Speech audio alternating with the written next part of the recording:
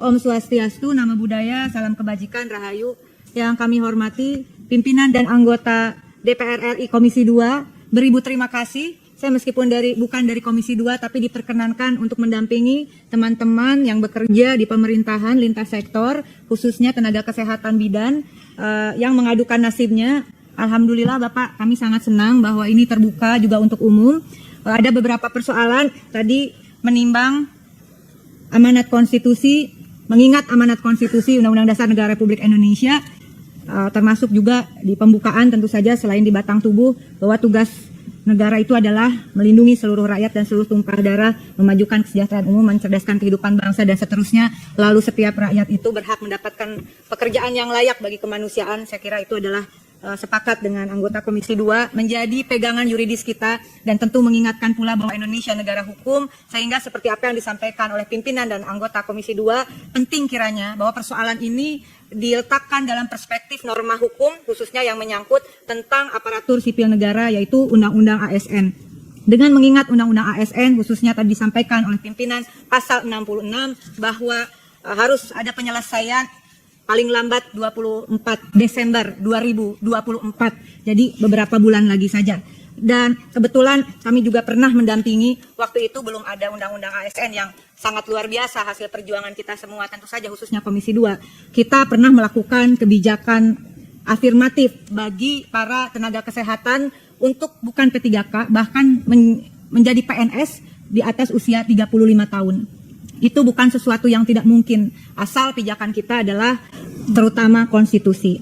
Ada beberapa turunan dari undang-undang, saya kira kita sama-sama memahami Undang-Undang Pembentukan Peraturan Perundang-undangan pasal 7, ini juga mungkin kita bisa sharing dengan teman-teman yang hadir di sini, bahwa ada hierarki peraturan perundang-undangan, pertama Undang-Undang Dasar, kemudian TAP MPR, kemudian Undang-Undang, lalu kemudian peraturan pemerintah pengganti Undang-Undang, lalu peraturan presiden, dan seterusnya.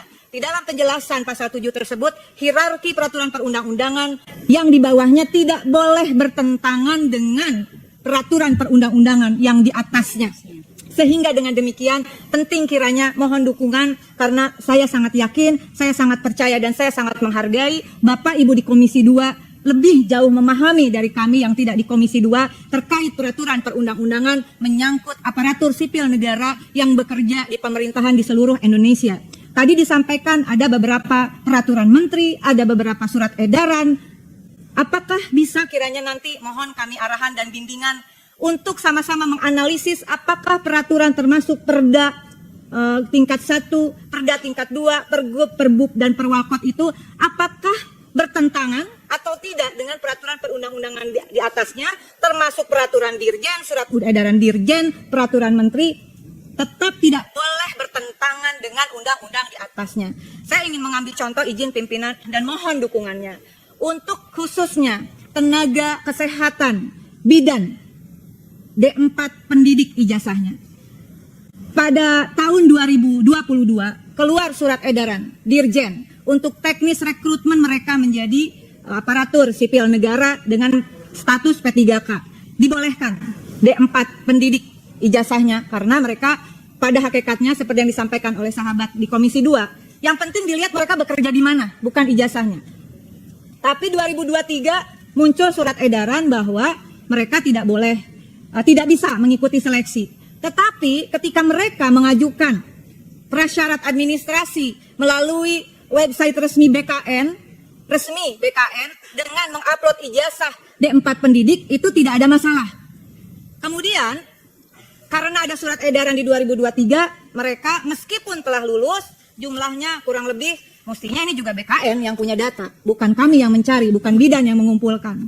Ada sekitar 690 orang sudah lulus. Ini teman-teman yang profesi lain, ini udah lulus ujian aja nggak dikeluarin SK-nya.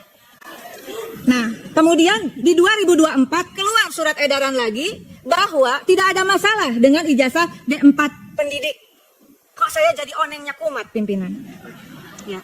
Aturan ini kok bisa berubah-ubah?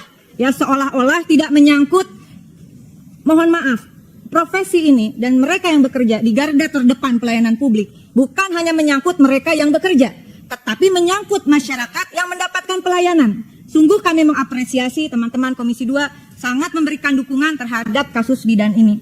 Nah, pimpinan dan juga anggota dan hadirin yang saya hormati, singkat kata, betul seperti pimpinan tadi katakan, kita membuat database.